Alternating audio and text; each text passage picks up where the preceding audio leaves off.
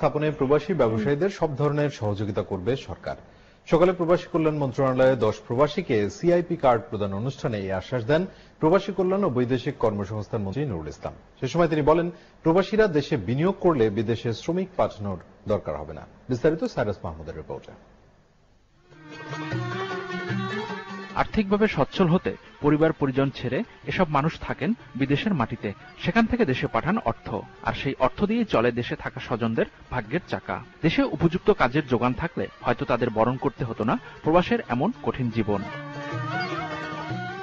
বিদেশ থেকে টাকা পাঠিয়ে যারা দেশের অর্থনীতিতে ভূমিকা রাখছেন তাদের ভেতর 10 ব্যবসায়ীকে দেয়া হলো সিআইপি কার্ড।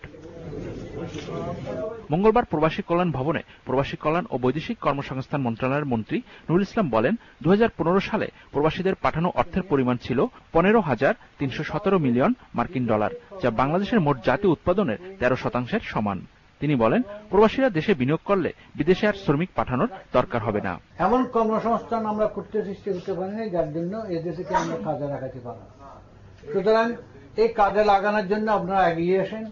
আপনারা যদি বিনিয়োগ করেন, বিনিয়োগ করার জন্য কোনো ব্যাংকের প্রতিবন্ধকতা আসে, কোনো জায়গা জমির প্রতিবন্ধকতা আসে, কোনো সমস্যা আসে, এই সমস্যাগুলো আমি চিহ্নিত করব এবং ওগুলা আমি শুদ্ধ আপনি শুদ্ধ একসাথে গিয়ে ওগুলা মোকাবেলা করব। অনুষ্ঠানে মন্ত্রী বলেন, বাংলাদেশের মানচিত্রে যুক্ত হওয়া বিলুপ্ত ছিটের বাসিন্দাদেরও বিদেশে পাঠানোর উদ্যোগ নিচ্ছে মন্ত্রণালয়। ছিটমহলবাসী যেগুলো বাংলাদেশের সাথে ঢুকেছে ওখান থেকে আমরা 100 জন কালেক্ট করব, বিনা পয়সায় ট্রেনিং দিয়ে তাদেরকে আমরা দক্ষ শ্রমিক হিসেবে নিয়োগ করব, কারণ তারা অনেক পিছনে পড়ে আছে। পিছনে পড়ার জেলাগুলোকে আমরা প্রাধান্য দিচ্ছি বেশি।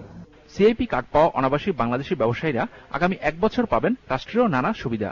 অনুষ্ঠানে কার্ডের মেয়াদ 2 বছর করার দাবি তোলেন ব্যবসায়ীরা। Cyrus Mahmud, GTV news, Dhaka. আইন শৃঙ্খলা বাহিনীর নির্লিপ্ততার কারণে